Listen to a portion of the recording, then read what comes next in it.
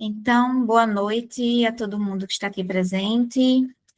Estamos reunidas aqui para o nosso último webinário oficial do projeto Mulheres em Cena. Nos últimos meses tivemos alguns encontros nesse formato de webinário, né?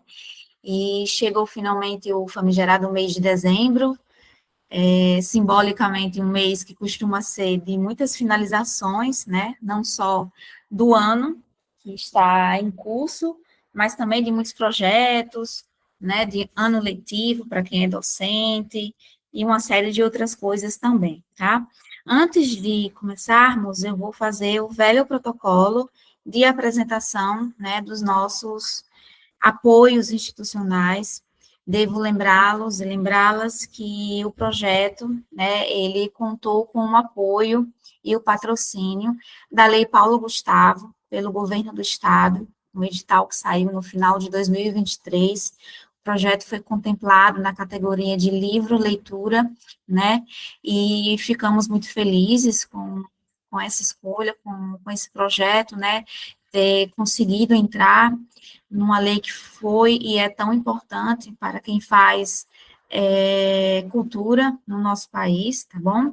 Além da Lei Paulo Gustavo, também contamos com o apoio da Fundação José Augusto, né, pelo Estado do Rio Grande do Norte, a Secretaria de Cultura do Rio Grande do Norte, assim como o Ministério da Educação, desculpa, o Ministério da Cultura, né? Estou tão imersa ali dentro da educação que troquei. Bom, e aí falando, apresentando um pouquinho, né, fazendo um resumo do projeto, antes de passar para a nossa convidada hoje, eu sou a Janaína Porto Sobreira, sou historiadora, sou professora, né, e a coordenadora atualmente do projeto Mulheres em Cena, né, e aqui conosco também temos nossas agentes culturais, tá? Que fizeram parte do projeto.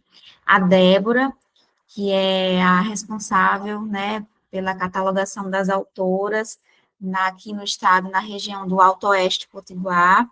A Lívia, que é responsável pela catalogação das autoras pela busca na região do Agreste, e a Ana Paula, que é responsável pela Central Potiguar, ali o pessoal que está no Seridó, que já já vai entrar, tá certo? E eu, que além de ser coordenadora, também sou um agente cultural e estava fazendo esse processo de mapeamento aqui das autoras na região leste.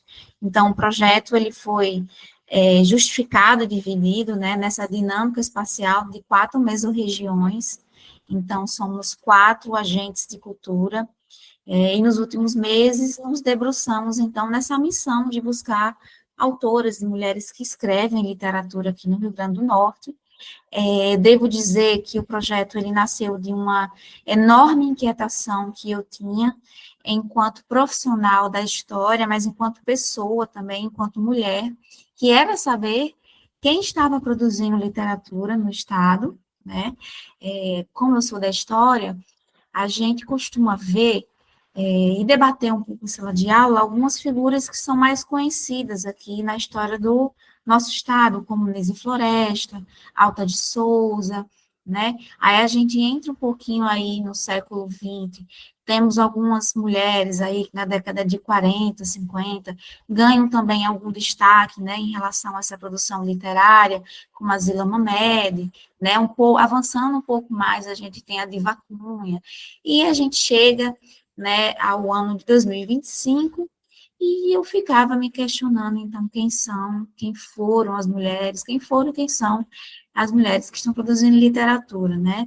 E como é que essa literatura é vista aqui no Estado, se ela é, de alguma maneira, trabalhada em sala de aula, né? Se os professores conseguem ter alcance, algum tipo de material, né, que é produzido em relação a essa literatura aqui do Estado.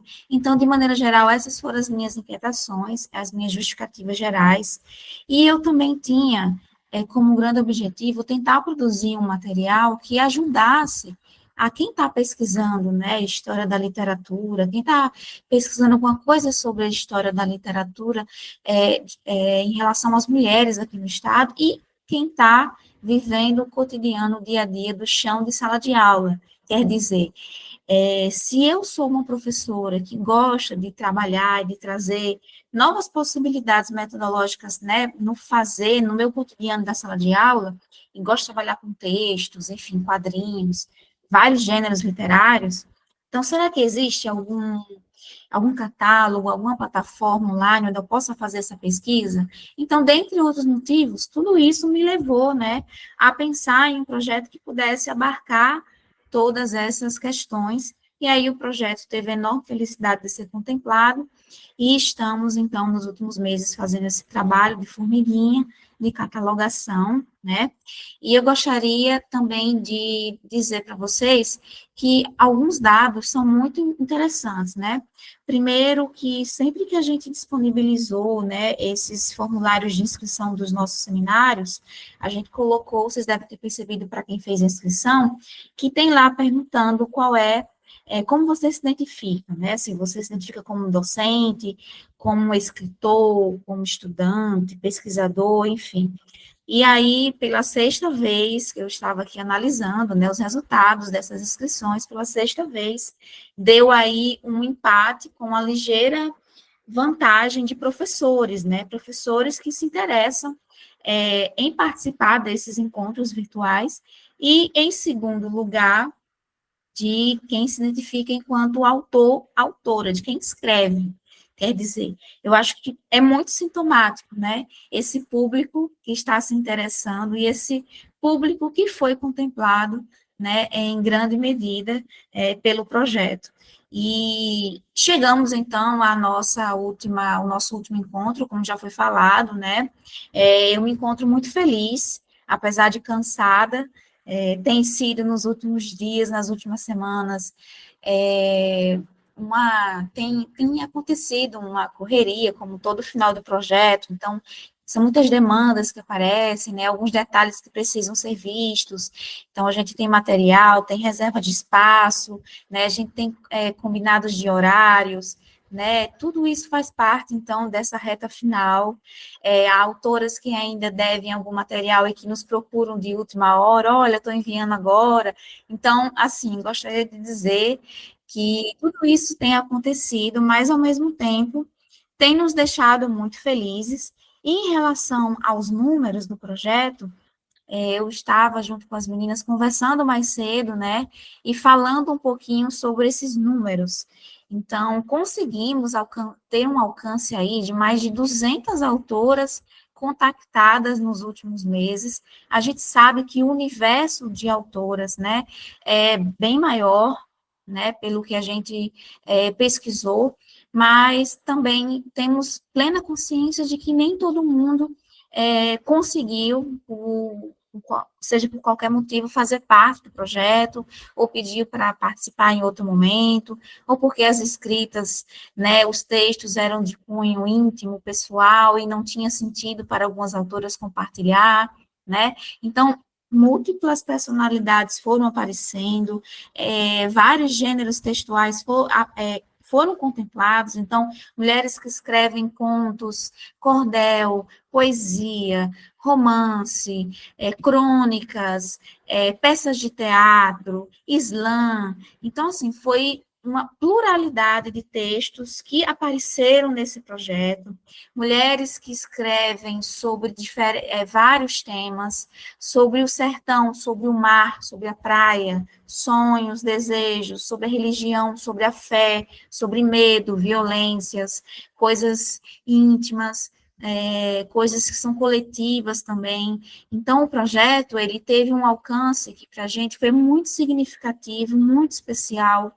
Conseguimos ouvir muitas vozes, né, que compartilharam histórias, porque também tivemos aí um processo de entrevistas, preparamos, né, uma entrevista com questões direcionadas para as autoras. Então, a gente tinha questões desde a mini biografia, como também como que elas se envolveram, como foi a influência da literatura na vida, né, dessas autoras, quem inspira essas mulheres, quem inspirou. e, enfim, e outras questões também. E estamos muito felizes com os resultados, né? Alcançamos aí um número de mais de 130 autoras que conseguiram ser catalogadas pelo projeto. É um número, assim, que considero muito expressivo, especialmente se a gente lembra que vai ter um site, né, com todos esses materiais, com todas essas mini biografias disponíveis para acesso de qualquer lugar do mundo, né, além dos trabalhos dessas autoras, né, do que elas compartilharam conosco. Então, penso eu que é uma vitória, né, não só minha enquanto coordenadora desse projeto, enquanto um agente cultural, mas coletiva, né, diz muito sobre o nosso fazer cultural do Estado, que é a literatura, né, que é uma arte tão viva, tão pulsante, tão importante, né. Gostaria de agradecer imensamente as minhas agentes e colegas de caminhada, inclusive dar boa noite à Ana Paula, que chegou agora, tá certo? Ela é a nossa agente cultural responsável ali pelo pedacinho da Central Potiguar, pessoal do Seridó e regiões, né, próximas, e dizer que eu estou muito feliz, assim, me sinto muito contemplada e muito serena com essa caminhada, apesar das dificuldades, dos apertos de prazo, dessa correria toda que está acontecendo, tá? Dito tudo isto, eu gostaria de dizer que o nosso encontro de hoje com a Kalina, ele pode parecer que é um formato de entrevista, mas é uma coisa muito livre também, né? Então, é um bate-papo, a gente tem mais ou menos uma hora, né? A gente vai até mais ou menos 8 e pouquinho, 8h30, mais ou menos, tá? E depois vamos abrir para que, se alguém quiser fazer comentários, sugestões, perguntas, né, que fique à vontade, tá certo? Fique livre e dizer que todos vocês são muito bem-vindas aqui nesse encontro, nesse último encontro. Já começo a sentir a saudade. A gente está desde julho fazendo esses encontros. Foi ontem que começamos as nossas primeiras conversas de como seriam as abordagens e tudo passou muito rápido. O tempo é mestre de tudo, né? Impressionante. Então é isso. Eu vou passar agora para a Kalina, eu vou pedir para que ela se apresente, diga quem é a Kalina Paiva, que está aqui conosco hoje, e depois a gente vai, então, fazendo esse bate-papo num formato mais confortável possível, tá certo? Então, Kalina, por favor, se apresente. Em primeiro lugar, gente, vocês estão me ouvindo bem? Sim. Agradecer, né, pelo convite, por estar aqui nesse momento, fazendo história, né, porque durante muito tempo, né, as mulheres não tiveram espaço para publicar seu trabalho, né, e a gente tem experimentado um momento histórico, né, tanto de resgate das vozes das mulheres que não puderam publicar na sua época, como nós estamos, né, nos apoiando, porque eu penso que esse movimento aqui é um movimento político, né, quando a gente se propõe a se reunir e partilhar o que está sendo produzido por mulheres. Então, assim, em primeiro lugar, agradecer porque esse projeto é um projeto muito importante, né, para o Rio Grande do Norte, para as letras potiguares, né, e por vocês apoiarem, né, esse trabalho. Então, eu sou Kalina Paiva, né, sou professora do Instituto Federal do Rio Grande do Norte, atuo no campus Natal Central, leciono para ensino médio, ensino superior e pós-graduação. E sou escritora de poesia e conto. E participo de alguns coletivos, né, na minha cidade, que é Natal. E eu já deixo um abraço aqui para a Sociedade dos Poetas Vivos e Afins do Rio Grande do Norte, a ALAMP, Associação Literária e Artística de Mulheres Potiguares, né, que foi pioneira em nosso estado, né, porque a Flauzineide, ela tem esse pioneirismo de ter pensado em reunir mulheres potiguares, né, e trabalhar essa literatura, a difusão da literatura de mulheres, né? Então, ela foi uma pessoa, continua sendo, e nós temos também o Mulherio das Letras, que inclusive a Cristina, né, a Tereza Cristina está aqui nesse momento, Mulherio das Letras Cajuínas, né, que é de Parnamirim, a União Brasileira de Escritores, gente, é muita sigla. Mas, enfim, o Mulherio das Letras Nísia Floresta, né, também, do qual eu faço parte. Então, eu deixo um abraço, porque a gente não faz literatura sozinho, né? Existe todo um sistema literário. Para a gente movimentar esse sistema, a gente precisa articular.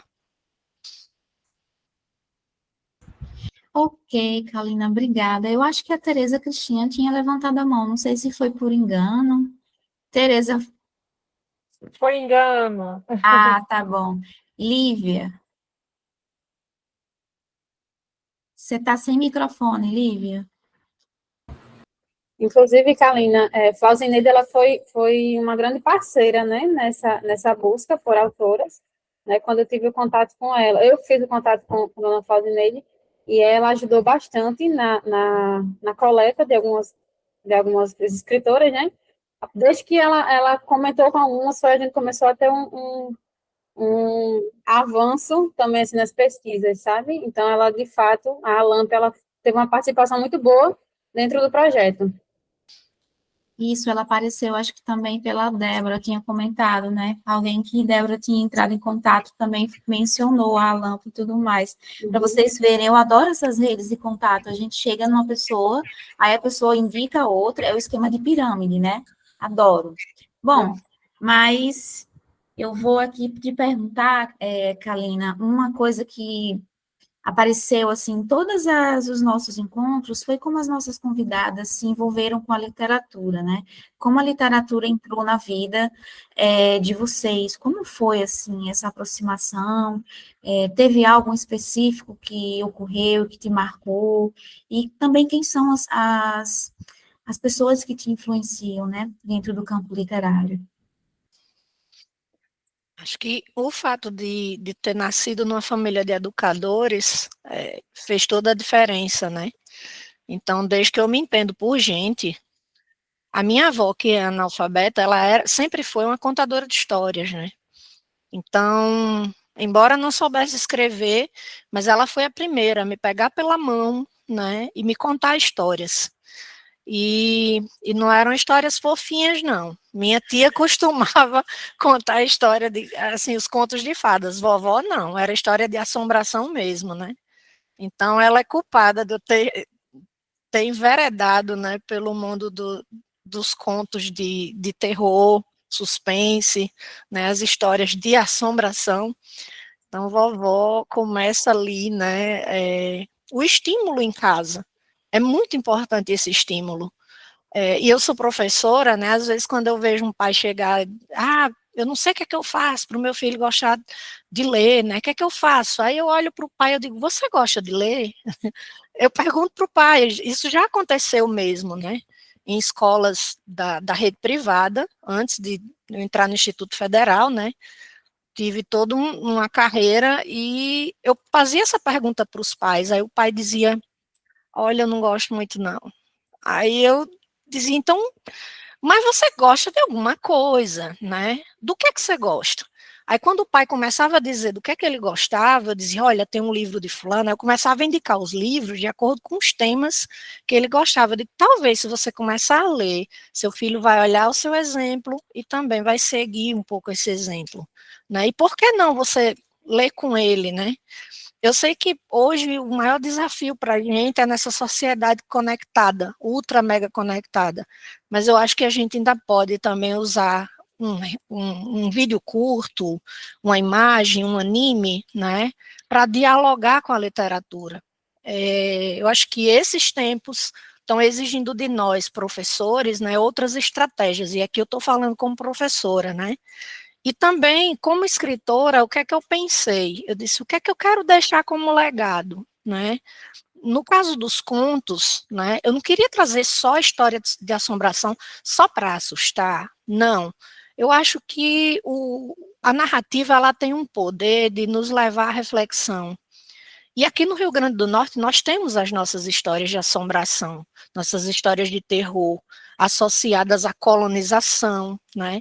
Então eu comecei a pensar nessas coisas. Foi a partir daí que os contos surgiram. Eu tanto quis trazer, né, aquelas lendas urbanas que a gente ouvia, né? Se bem que eu confesso, as lendas urbanas que eu tinha medo, as crianças de hoje não têm medo, não, gente. O que é isso? Eu tenho que usar outros instrumentos para assustar esses meninos. Mas vamos lá, a gente vai aprendendo com eles, né, também, porque a gente tem que ouvir, né?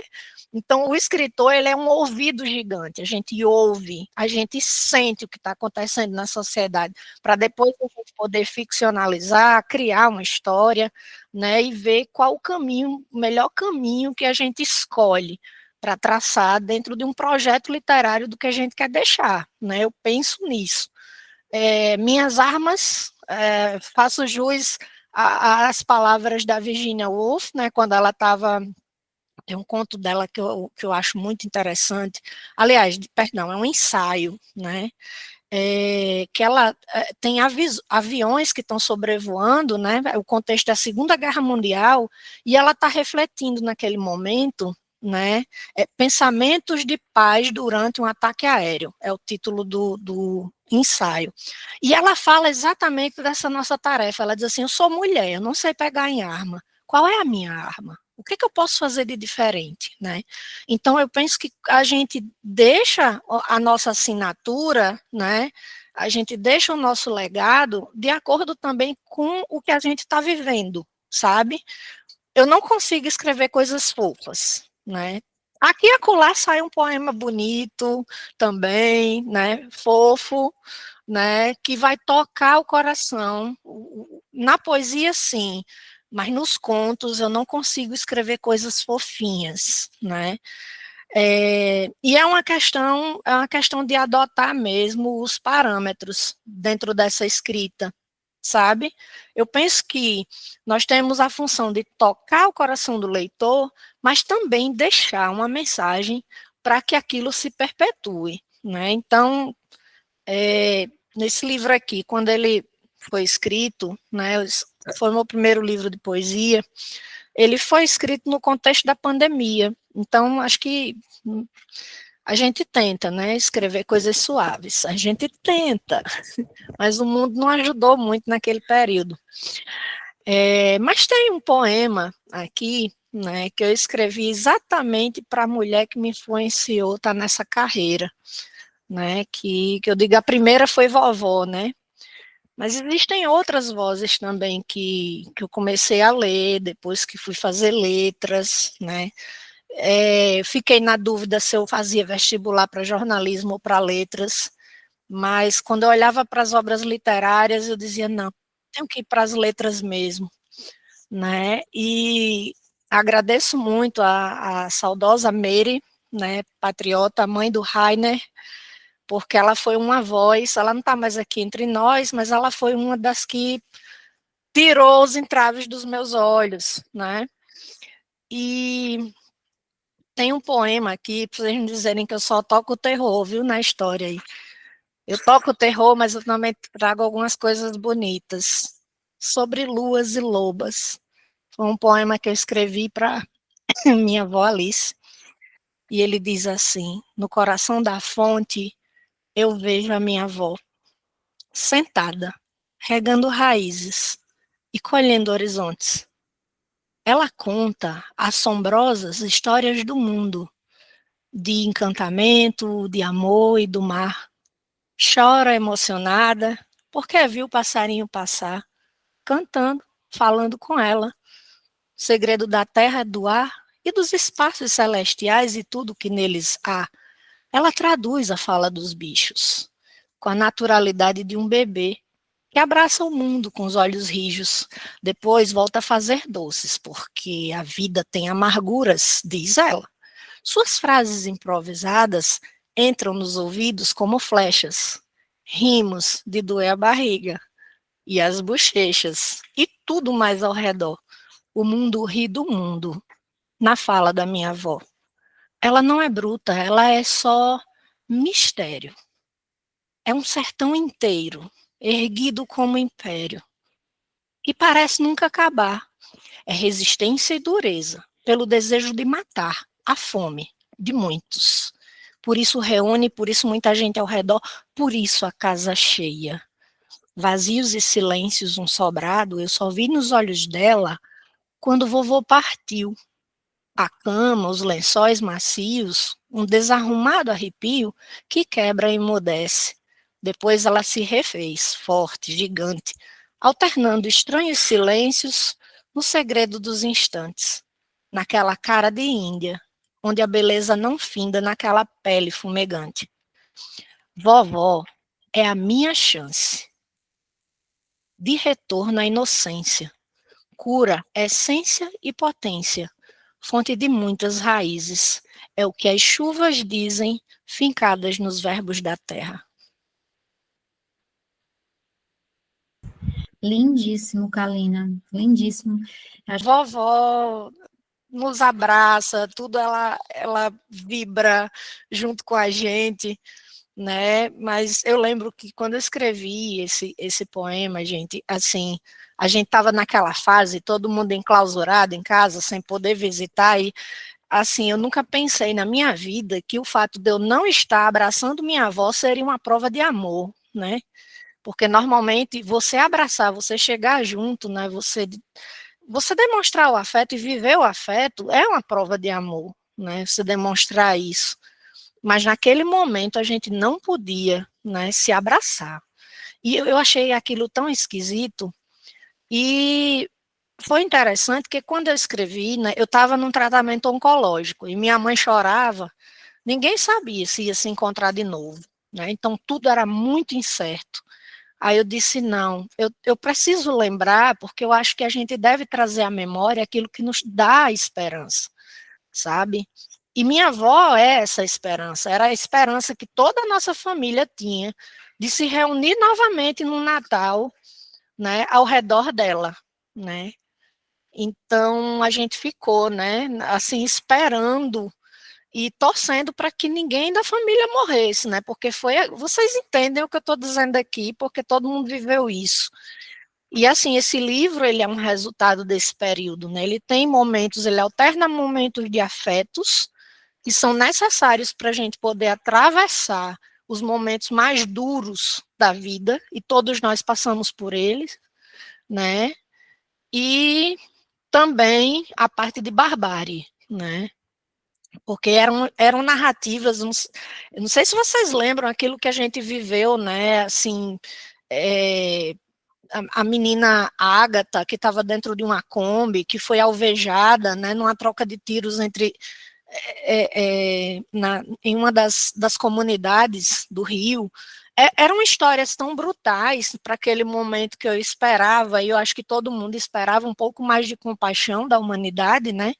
Então foi exatamente nesse momento que a gente viu quem revelava compaixão e quem era mais egoísta mesmo, né? Precisando aí, acho que ia reencarnar umas 4 vezes para ver se ele ajeitava.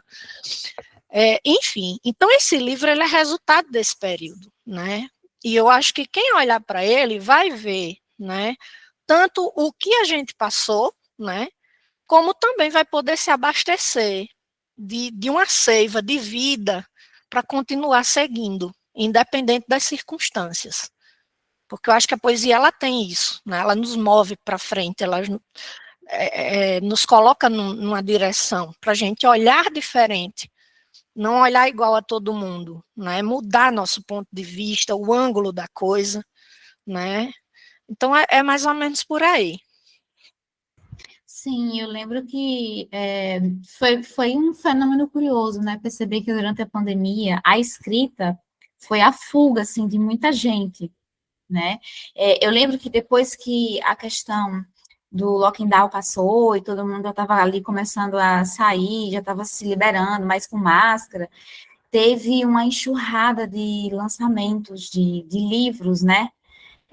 Durante alguns 2, 3 meses. Eu mesmo, assim, estava acompanhando que muita gente que nunca tinha escrito na vida, durante a pandemia, estava colocando para fora os seus demônios, né? Foi um momento, assim, de intimidade, de se voltar para si mesmo e começar a escrever, né? E eu fiquei, assim, conjecturando vários cenários e várias possibilidades, inclusive, do poder que a escrita tem, né? Inclusive como um processo de cura. Eu acho isso extremamente potente. E durante as entrevistas, né, pelo menos as entrevistas que fiz, que consegui realizar, eu notei muito isso, assim, sabe, do quanto muitas mulheres enxergam a escrita como realmente um processo de cura, né, de caminhada mesmo, de busca de autoconhecimento, de dar vazão a múltiplas dores, né, eu acho um fenômeno, assim, muito, muito intenso, e ele não é novo, diga-se de passagem. Ele não é de agora, né? Ele já vem acontecendo aí há bastante tempo. Se a gente pega aí autores que escreveram no século XVIII, mas principalmente no XIX, né, com aquela melancolia, com o século das mentalidades, das renovações técnico-científicas do século XIX, e das lutas que as mulheres ainda estavam galgando os primeiros passos para conseguirem, né, saírem daquele espaço privado. Então, a escrita era um terreno extremamente fértil para que elas conseguissem, né, explorar várias coisas, né, inclusive essas questões emocionais. E aí, quando eu falo em questões emocionais, eu lembrei de um episódio que eu trabalhei textos literários em uma turma que tive do ensino médio, e eu achei curioso, assim, quando um adolescente me disse que não gostava de trabalhar com literatura, ele não gostava nem das aulas de literatura e nem quando outros professores trabalhavam com textos literários, porque na cabeça dele a literatura tinha um tom muito meloso, assim, muito, como é que eu posso dizer? Muito assim, muito de tristeza, sabe? Ele falou das poesias, que as poesias eram sempre em um tom muito de tristeza, parecia que tinha sempre pessoas que estavam em lamúria. Eu achei assim muito interessante, né? Essa perspectiva dele, porque eu lembro que durante a minha infância e adolescência eu não recebi não tive referências na época como eu gostaria de ter tido, né? Assim, eu lembro que poesia sempre ficou muito longe da minha realidade quando eu era adolescente. Quer dizer, eu tive avós que eram semi-analfabetos, né? Ou alguns, né? Enquanto dois deles eram analfabetos, meus pais também não tiveram uma formação que foi muito longe. Então, o contato que eu tinha era realmente somente na escola, né? Com os próprios professores. E eu lembro que existia mesmo essa dificuldade na minha época, enquanto estudante, de ter o contato com os gêneros textuais. Eu lembro que eu gostava muito de ler, mas, por exemplo, poesia sempre ficou muito distante da minha realidade, assim, sabe? E hoje, eu gosto muito daquelas poesias que têm um tom político, assim, muito aflorado, de denúncia, sabe? É, particularmente são as que me chamam bastante atenção. E, bom, e as pessoas têm os seus processos de envolvimento com esses gêneros, né? E pessoas que nos influenciam. No meu caso, foram professores, né? Enfim. Você, Kalina, comentou um pouquinho dos temas que são muito recorrentes na tua escrita, né? Falou um pouco desse processo das assombrações, dessa escrita ligada ao terror, né? Ao mistério e tudo mais. E que também escreve umas coisinhas bonitinhas de vez em quando. Eu ia te perguntar sobre os temas recorrentes, né? Nos teus textos. E aí eu queria agora que você comentasse como que ser uma mulher e ser uma mulher escritora gera impactos, né, na recepção no mercado literário? Você notou as diferenças, assim? O que é que você tem notado em relação ao mercado literário de recepção às mulheres que escrevem, né, literatura hoje, de forma geral? Então, eu acredito que os movimentos sociais, né, e nós estamos na era considerada a era dos movimentos sociais, Não que eles não existissem antes, né? Mas eu digo principalmente o movimento de mulheres, né? As mulheres estão se organizando mais, né? Porque esse mercado ainda é dominado, né, pelas vozes autorais masculinas, né?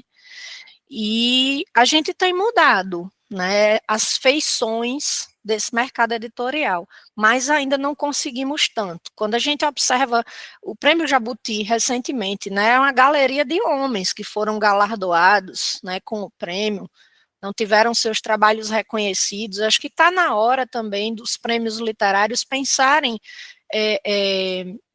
em, em premiar as mulheres, né, ter a autoria feminina, a autoria masculina.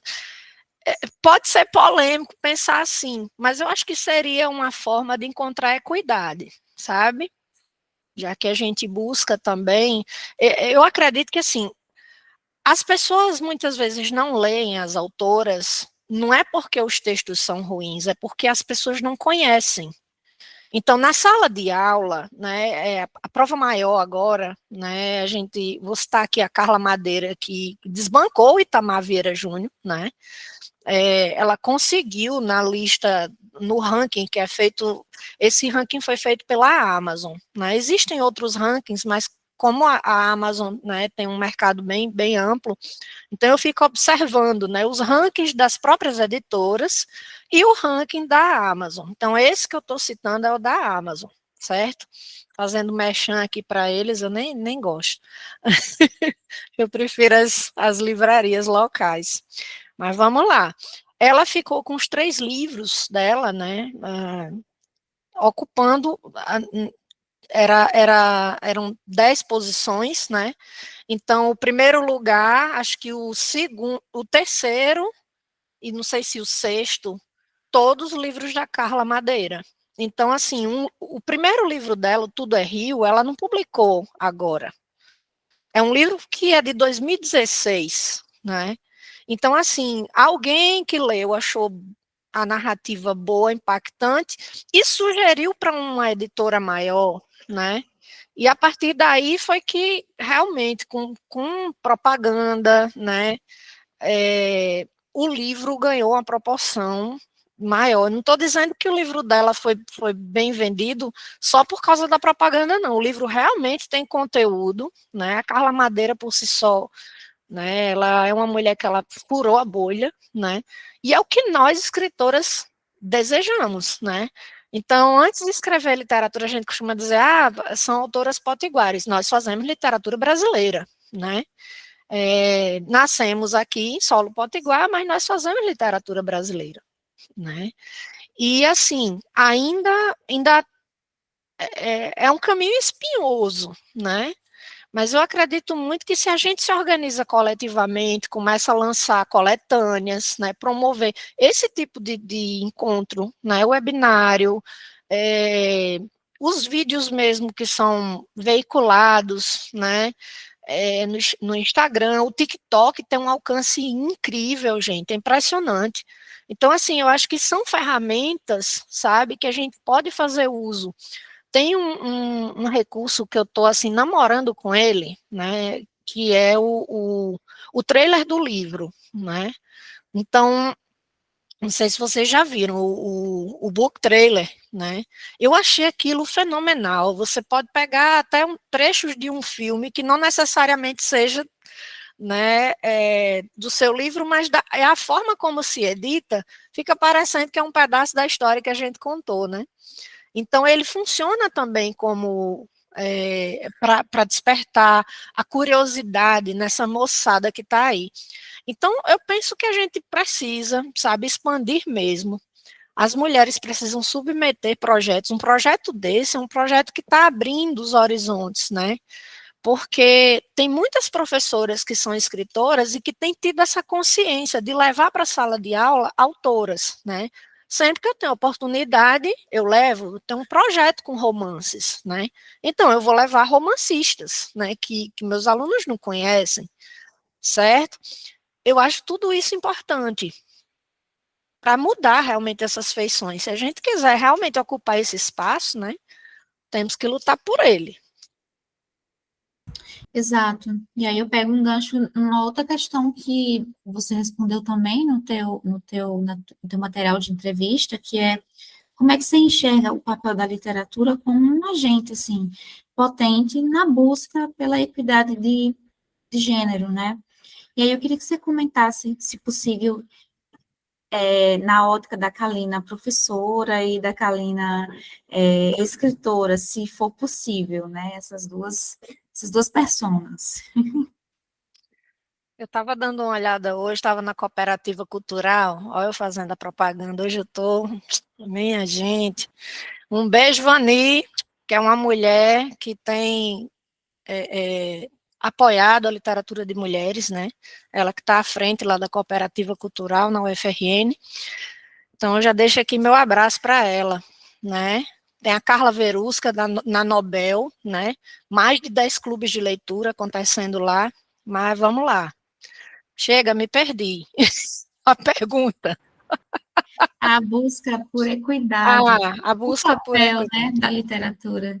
Papel da literatura, sim. Então, quando eu entrei na cooperativa hoje, me chamou a atenção um livro, né, que falava sobre a empatia dentro das narrativas, né, esse trabalho da empatia, né, é uma coisa relativamente nova que está sendo estudada aí pelos teóricos da linguagem, né, isso me chamou a atenção, porque quando a gente trabalha com literatura, tanto professora, né, como professora também como escritora, então eu fico pensando nessas coisas, e a gente está num momento bem, eu diria, tenso, né?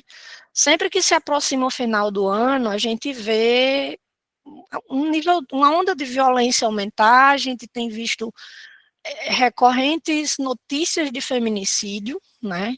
E eu penso que assim, quanto menos se lê, né? Como é que eu vou ser convidado a entender esse outro, né? Se eu não passo pela experiência de leitura, né? Então, a experiência de leitura, ela traz vários benefícios, mas essa questão da empatia, que é o que tem, eu acho que está em falta, sabe? E isso é importante, sabe? A nossa humanização. Eu acho que é disso que a gente sente falta. A gente está vivenciando um período, né? Eu digo a gente não, né? Que eu sou de uma geração, né? De transição, né? Antes da internet e depois da internet. Então eu conheço a realidade que era eu sair de casa, brincar com os meus amigos, né? Meu filho já não assim, ele brinca, né? Mas essa geração que está nascendo agora, né, na era da inteligência artificial, é uma geração diferente, né? Que a gente, eu acho que quem é professor que está acompanhando essa live aqui, aliás, esse webinário, né, sabe do que eu estou dizendo, né? Dos instrumentos, né? Que tipo de coisas, porque aqui no Instituto Federal a gente se reúne, os professores se reúnem, e a gente não faz nada sem ser pensado e planejado, não, e muito bem planejado, né? Para saber como é que eu vou despertar. Você não tem, na verdade, garantia nenhuma de que o aluno vai gostar daquilo ali, né? Você mostrou um exemplo de um aluno seu, né, há pouco tempo, né, e ele disse que não gostava de poesia porque a poesia era melosa. É porque ele não conheceu o Bukowski, ele não conheceu a Hilda Hilst, né? Então, se ele tivesse conhecido esses autores, né, e essa autora especificamente, ele talvez não achasse que poesia é uma coisa só fofa e melosa, né? Vocês estão tudo rindo aí, né? A Hilda é uma pedrada, né? A Hilda é aquela escritora que você abre o livro achando que vai encontrar uma coisa fofa, só que não. Você se surpreende, porque ela vai trazer as nossas pulsões, né? De amor, de vida, ela é afrontosa, né? E é tudo que o jovem gosta, né? Ser afrontoso, ser diferente, né? Então ele vai se reconhecer quando a gente vai fazer uma curadoria, né? Que obras eu vou trabalhar com o meu público-alvo. Eu fico pensando, né? O bom é a gente conversar com eles primeiro. Primeira semana de aula, sentir ali aquela turma, sentir quais são as temáticas que eles mais estão conversando, despertando interesse, para você finalmente escolher as obras, né? Porque eu lembro, vou deixar aqui um exemplo para vocês. Eu tive um aluno que a mãe dele dizia assim, ele não lê, ele não gosta de ler, ele se nega e tal, aí eu cheguei para ela e disse, do que ele gosta? Aí ela disse, ele gosta de pesca, aí eu disse, Moby Dick, é agora, vou pegar ele na virada. Minha gente, esse menino, quando chegou na mostra de ciência, esse menino não só contou a história da forma dele, como ele performou. A mãe parou, ficou pasma, eu, a mãe, a direção da escola, todo mundo, óbvio. Eu não tinha garantia nenhuma de que ia funcionar, mas o que eu podia fazer era escolher pelo menos uma história que trouxesse algo desse universo que ele tanto ama, né? E assim, Moby Dick se tornou a obra, né, de cabeceira dele. Então, essa coisa de trabalhar a literatura requer estratégias mesmo, sabe? E é isso, a gente não tem garantia nenhuma, mas a gente tenta, né? Porque o processo de sedução, ele é como um jogo. E a depender da faixa etária, eu diria, todo mundo gosta de ouvir história, de dar risada, né? Se a gente consegue chegar, né, até o coração desse leitor, fazendo ele ouvir história e ele dar risada com aquele conteúdo, ele não vai esquecer. E essa receita, bote aspas aí, né, foi o Ariano Suassuna, em uma das aulas de espetáculo que ele dava, ele dizia, conta história e faça a pessoa rir, ele não vai esquecer jamais do conteúdo que você trabalhou. Né? E eu fiz o teste, viu? Eu fiz o teste, fui contar a história de Iracema uma vez para as alunas, quando eu estava trabalhando romantismo. E quando eu fui contar essa história, gente, eu levei uma música do Grafite, tinha umas coisas assim. Você diz, o que é que tem a ver uma coisa com a outra? Juro, tinha a ver, né? Porque tudo tem que ser planejado. E as meninas riram, né? Porque, assim, eu contei a história, né, de uma forma cômica. Aí depois que elas deram risadas e tal, eu disse, não, deixa eu contar aqui como é mesmo que o José de Alencar está passando essa história para gente. Mas aí elas já tinham rido. Aí, onde me encontravam, elas diziam, professora, aquela aula, né, da banda Grafite. Eu digo, mas você não lembra do livro de Iracema, não? Mas eles lembravam da banda Grafite, né? Então, assim, a primeira coisa o que fez com que eles rissem, né? Mas logo em seguida, aí a memória resgata aquilo que fica, né? Então, assim, são estratégias, né? Aquilo que eu disse a vocês. Sala de aula é igual um centro cirúrgico. Você entra para fazer a cirurgia e é você e o paciente, entendeu? É você e o paciente. Você vai fazer o melhor que puder, né? Para que aquela vida continue pulsando. Mesma coisa com a literatura. Gostei da história da banda Grafite que você conseguiu aí fazer. Eu já usei também numa aula minha, a banda Grafite, e é incrível como sempre prende a atenção da maioria do público. É muito incrível. Olha só, você comentou aí sobre os subterfúgios metodológicos, né, de se trabalhar a literatura em sala de aula. E aí eu não tinha como não lembrar, por exemplo, das nossas práticas das oficinas que ocorreram, né, no mês passado, no mês de novembro. Realizamos 3 oficinas, né, na cidade de Areia Branca, em Currais Novos e aqui em Natal. E aí, nas 3 oficinas, dentre outras coisas, a gente também perguntava o que eles estavam lendo. E aí, quem são os autores ou as autoras que vocês mais gostam e tudo mais? Eu notei, particularmente, que existe,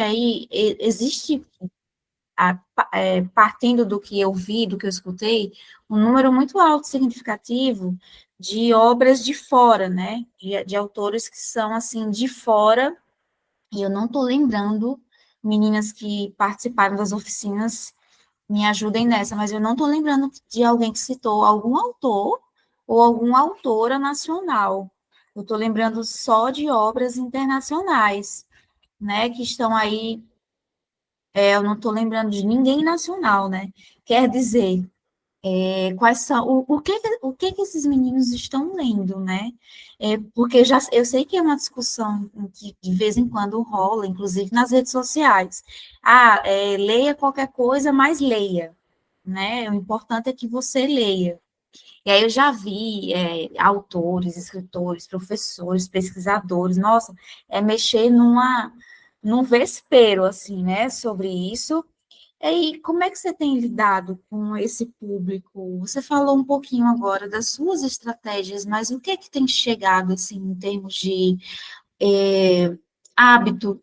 Eu imagino que você faça essa pergunta também, o que é que vocês estão lendo, o que vocês conhecem, né, de literatura, porque realmente uma sala de aula hoje, em 2025, não é mais uma sala de aula de 2015, não é a mesma sala de aula de 2005, quer dizer, existe aí novos perfis, novas gerações em contato, principalmente com as redes sociais. Eles consomem muito, muito mesmo TikTok.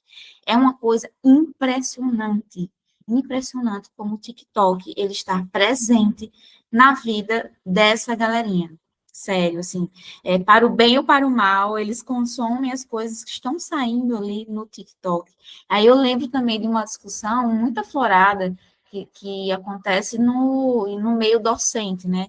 E aí, o que que a gente pode fazer para chamar a atenção dessas criaturas que estão em sala de aula? Como é que a gente trabalha um tema tal, um conteúdo tal, né? E aí trazendo um pouco para esse universo literário, por exemplo, história. Costuma ser uma disciplina que é muito facilmente atacada, no sentido de que a gente vai estudar uma coisa que não faz sentido, não sei quantos mil anos atrás, por exemplo, o que é que isso tem a ver com a minha vida, né? Aí lá vai a gente fazer todo um malabarismo teórico, argumentativo, para que o menino se enxergue enquanto sujeito de história. E aí eu queria que você comentasse um pouquinho, já a gente se enveredando aí para o final do nosso encontro, como é que tem sido, assim, os perfis, o que é que você tem escutado em sala de aula sobre esses gostos literários? Então, eu digo que quando eu pego a turma do terceiro ano, ela já vem amaciada, né?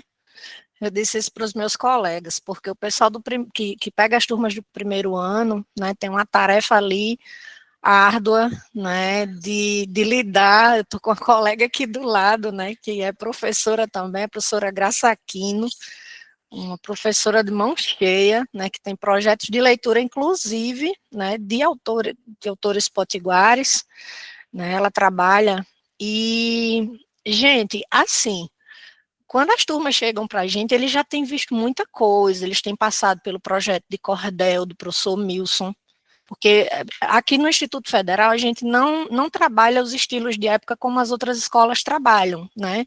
A gente trabalha gêneros literários, então os projetos são estruturados assim, certo? E então, quando eles chegam, eles vão ver aqueles primeiros gêneros que são narrativos, que pegam a gente, né, de jeito. Crônica. Quem é que tem raiva de crônica, gente? Ninguém vai ter raiva de crônica. Crônica é o nosso dia a dia, né? Você chegar para a sua colega conversar, você está produzindo crônica, né? Alguns chamam de fofoca, mas eu chamo de crônica, né? Então, assim, o tempo todo a gente está produzindo crônica, né? Então, quando eles chegam, eles vão estudar crônicas, eles vão passar pelo cordel, né? Eles vão conhecer o texto dramático, né? Que tem diálogos, né? E é interessante que a gente trabalha os clássicos aqui, né? Eu acho importante trabalhar os clássicos. Mas como a gente faz? A gente pega, de repente, algo, né, da arte contemporânea, que a gente sabe que a arte contemporânea tem esse traço, né, de reunir estilos diferentes, né, de fazer releituras.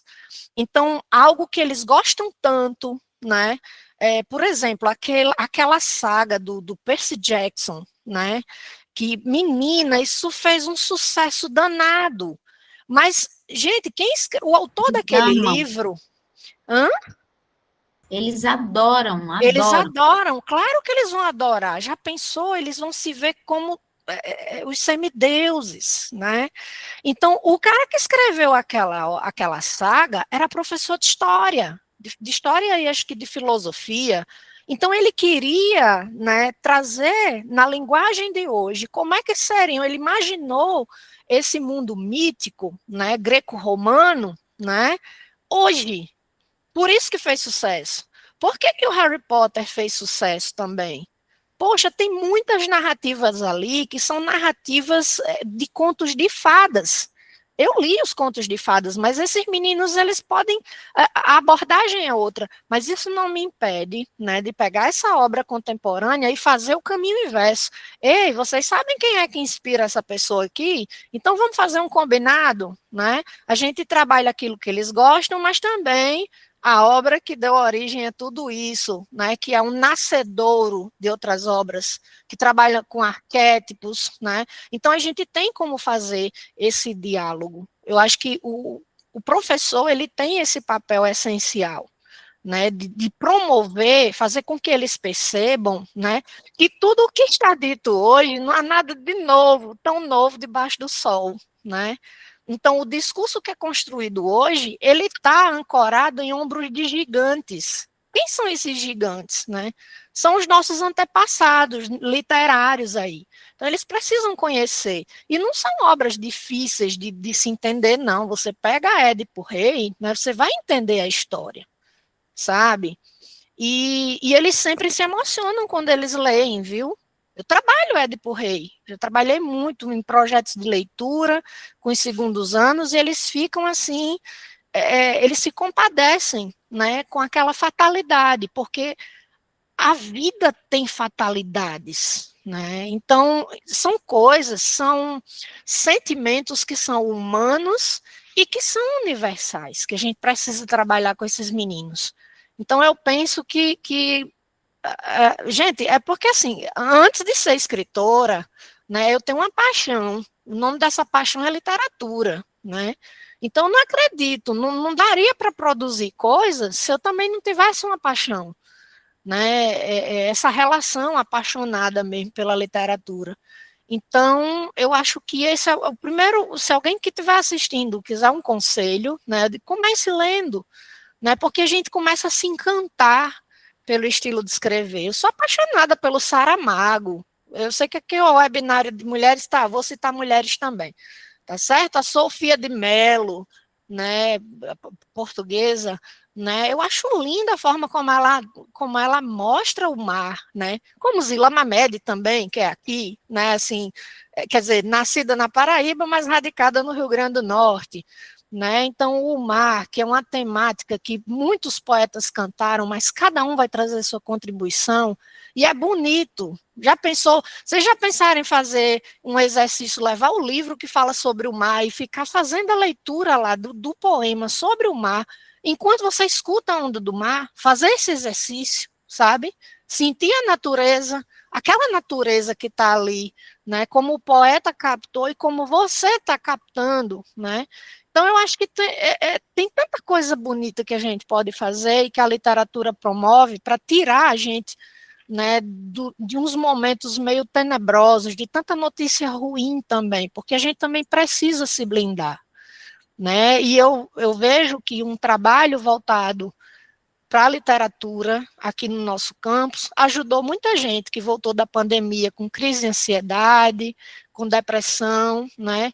Foram as artes, né, que ajudaram tantos de nós a atravessar uma pandemia e a continuar se movendo no mundo. Então, eu acredito na força da arte, né, na força da música, da pintura, da dança, né? A gente precisa, né? Nós somos animais da linguagem. Certíssima. A arte salva, né? No final das contas. Eu lembro que me impactou muito a obra Vidas Secas. Até hoje, assim, eu fico pensando em algumas passagens e não supero outras. Não consigo superar algumas coisas, principalmente a baleia. Nossa, gente, aquilo me traumatizou de um jeito. Até hoje, assim, eu fico morrendo de vontade de reler, mas eu sempre lembro da baleia e do quanto aquilo foi no vestibular. Eu tava, era uma das obras que eram obrigatórias para o vestibular da época, né? Na época que eu fiz era vestibular. E aí eu nunca tinha lido essa obra, e quando eu li, nossa, fiquei semanas com uma baleia na minha cabeça, assim, sabe? Quer dizer, ela me impactou muito aquela história, Fabiano, enfim, tudo aquilo super me impactou, né? E eu super concordo, Kalina, todo mundo tem alguma coisa para chamar de seu na literatura. E essa autoidentificação, ela aconteceu comigo um tanto quanto tarde. Eu não fui uma adolescente que lia.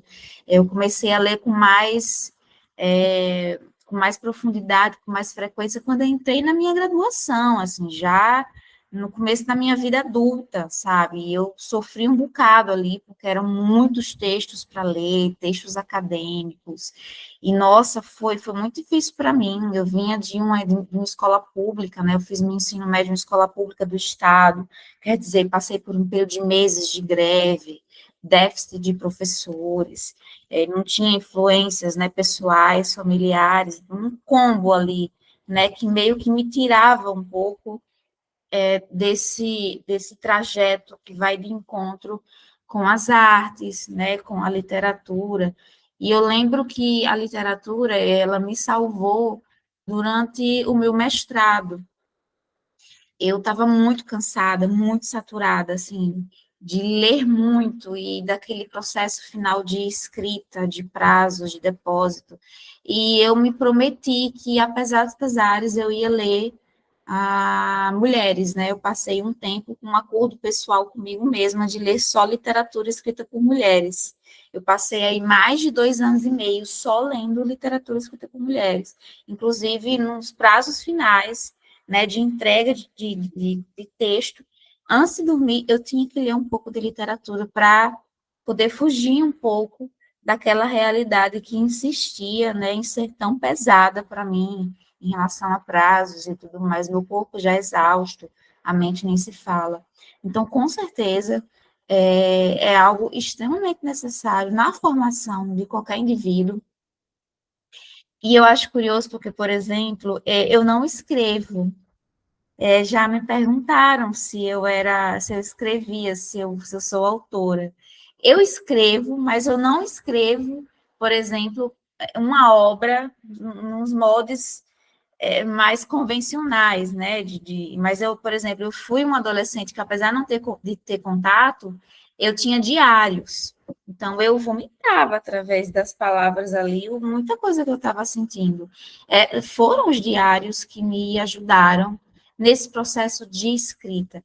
E é interessante que eu me escutei agora dizendo que eu não escrevo, mas, na verdade, eu escrevi assim. Eu me contradizia agora, eu escrevi assim, eu só não tinha me tocado, me dado conta de que eu escrevia assim, e ainda escrevo até hoje. Eu tenho os meus momentos sabe, de fazer textos assim que eu não compartilho e tudo mais.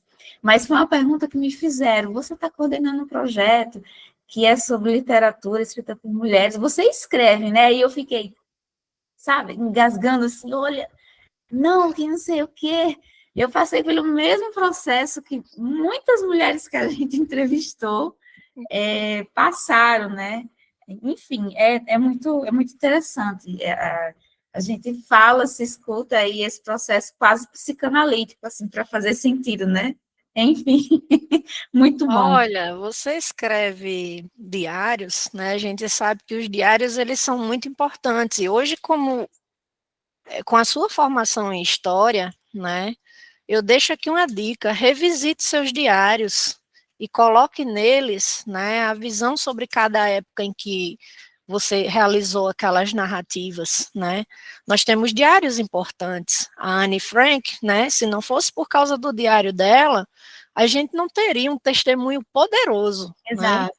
E entender o que foi o Holocausto. Então, Inclusive, assim, eu acredito muito na força do testemunho, sabe? exato, Então, faz total sentido. A Anne Frank, a própria Carolina Maria de Jesus, Exato. sabe? A Svetlana, que passou anos Isso, escutando tantos perfeito. testemunhos, eu já trabalhei com todas elas. Quer A dizer, Svetlana é um soco incrível. no estômago, né? Ela pega aquele livro, A Guerra Não Tem Rosto de Mulher, né? É ele Então, assim, mesmo. você imagina que as mulheres trabalharam ali, Ai, né, chega, me arrepio. durante o período de guerra, né, costurando, né, sendo telefonista, coisa nenhuma, né? Ela vai trazer a narrativa de granadeiras, de snipers, né? E de Isso, como aqueles detalhes, que eu acho que aí o testemunho ele é valioso, porque o que ela traz para a gente, né, que eu acho curioso,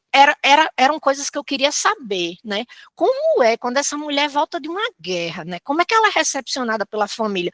Isso você tem, né? tem, Mulheres que são machistas com as próprias mulheres que estavam lá lutando no fronte de guerra, né? complexo. Então, muito, famílias que a mãe diz assim, não quero você aqui perto da sua irmã, porque sua irmã, a gente está educando, ela vai casar e você teve essa experiência na guerra, então você não pode ficar aqui mais não, né? Então, coisas desse tipo, né? Como a sociedade é brutal, muitas vezes, no tratamento com essas mulheres que exerceram papéis que eram, né, exclusivamente masculinos. A Tá? Svetlana coloca a gente numa posição assim, gente, é muita coisa. É isso, a literatura é isso, né? Faz a gente parar, né? Ficar chocado com o que o mundo faz com as pessoas, né? E por isso mesmo que a gente precisa ter estratégias. E Exato. isso que a gente está se encaminhando para o final, deixa eu só apresentar. Esse aqui também foi escrito na pandemia, Gaiola e o Passarinho. Esse aqui é infantil, ele saiu esse ano. Então demorou um tempo. Esse aqui é muito fofo. Eu tô assim namorando com esse livro, tá? Não é porque fui eu que escrevi, não, mas assim, eu namoro com ele porque ele ficou muito Pronto, para lindo, você gente. poder dizer que tem É, uma escritos que coisa são fofa, porque escrever fofos, para exato, criança é trabalhar com sonho, é trabalhar com a possibilidade, com a com a fantasia. Gente, isso é muito ludicidade, gostoso. é muito legal. É Eu acho lindo, que seja. né? Acho que a gente revisita a nossa criança para poder escrever para Eu criança, estou sabe? achando que esse encontro aqui está sendo uma coisa quase da psicanálise, porque eu tive um baita insight psicanalítico agora há pouco, quando eu falei dos diários, dos meus diários, já vou levar para minha terapia, mas enfim. Olha aí, eu já sei que vem diário por aí, minha gente. Isso é Ai, meu ótimo. Deus, Se muito vier, bom. a gente vai celebrar e você vai ser acolhida do mesmo jeito que você está acolhendo a gente, né? Você acolheu tantas mulheres, né? Está divulgando tantas mulheres. Você e essa equipe maravilhosa, né? A Lívia, a Débora, a Ana Paula. Meninas, vocês são o poder, né?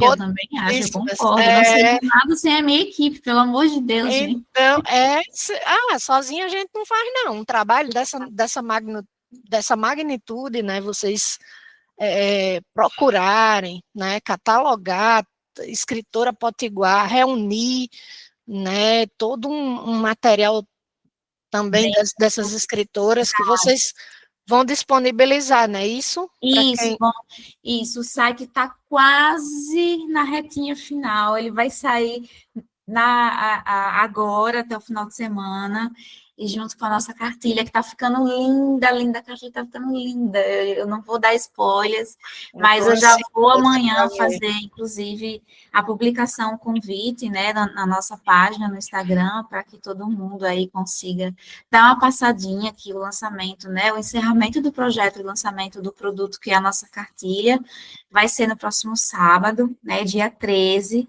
lá no Marralila, que é um pubzinho que tem ali perto do DEARTE, na UFRN, em Neópolis, tá? E vamos ter algumas surpresinhas também, tá certo? A partir das 19 horas, vamos jogar lá no nosso Instagram. Bom, eu gostaria de agradecer a Kalina pela generosidade do tempo dela, né, em nos ter concedido o tempo dela, e também pela fala, né, pelos seus suas experiências em sala de aula, suas experiências enquanto escritoras. Kalina foi extremamente atenciosa e muito solícita, desde o primeiro momento que eu falei com ela, né, inclusive indicando outras autoras. Fico muito feliz, Kalina, por ter te conhecido, por você ter participado do nosso projeto, com certeza enriqueceu ainda mais, e agradeço a todo mundo que está aqui presente, e eu queria saber se existe alguém que gostaria de fazer algum comentário, se gostaria, né, de fazer alguma sugestão, gostaria de falar alguma coisa, porque este é o momento, lembrando que estamos aqui com a nossa listinha de presença para que a gente envie os nossos certificados, viu? Vocês ganham certificados de participação de 2 horas, oficialmente pelo projeto. E aí, alguém gostaria de fazer algum comentário? Está aberta. Se não, eu vou, então, passar para... Oi, Fátima. Deixa eu ver aqui. Karine, inclusive, até recompartilhou aqui no chat, né, a lista. Está um pouquinho Isso. acima. Só você clicar em cima, aqui no chat. Bom, então, eu vou passar para a Kalina, né, fazer as suas considerações finais. E antes que vocês saiam, por favor, não saiam, a gente tem a nossa foto oficial, né, que é o print. A gente tem os nossos registros do nosso último webinário, eles que vêm acontecendo aí desde julho, e hoje estamos encerrando com chave de ouro, tá certo? Kalina, por favor. Agradecer, né? Deixar a indicação, Cantigas de Amor e Guerra, mais amor do que guerra. Faça amor, não faça guerra. E A Cruz da Cabocla, que é meu livro de contos, né? Eu digo, a gente conversou tanto, eu esqueci de mostrar o restante das capas dos livros, ó. Mas que bom que vocês vão disponibilizar no site, né? Então, gente, eu espero que outras mulheres se inspirem, né, com esse trabalho que vocês estão fazendo aqui, né, e agradecer por esse espaço, viu? E deixar um abraço para cada uma que ficou com a gente até agora, que pôde ficar, viu? E vai ficar no YouTube, né? Depois a gente partilha aí esse link, essa potência de projeto. Muito obrigada. Nós que agradecemos, e aí, gente, vamos fazer o nosso famoso print aqui, a nossa foto, né? Por gentileza, se vocês puderem abrir a câmera, seria muito legal, né? Quem ainda está aí escondidinha, por favor, vamos fazer um registro agora. Anne, Leia, Tereza, Sabrina, Fátima, se vocês conseguirem abrir a câmera de vocês para a gente bater o nosso print, vou agradecer imensamente. Deixa eu vou colocar aqui até em tela cheia. E aí, alguém se habilita? Bora, gente, vamos lá. Não sejam tímidas. Vocês podem bater o print de vocês também, tá? Oi, Anne, saudades. Te espero próximo sábado, viu? Lá no lançamento no Mahalila. Quem mais? Olha aí, se inspirem na Anne, gente. Vamos? Fátima, Tereza, Leia, a Sabrina que tá. Vamos lá? Bom, então eu vou no 3, 2, 1, tá, gente? Então aí, peito para fora, barriga para dentro. Então, 3, 2, 1, já.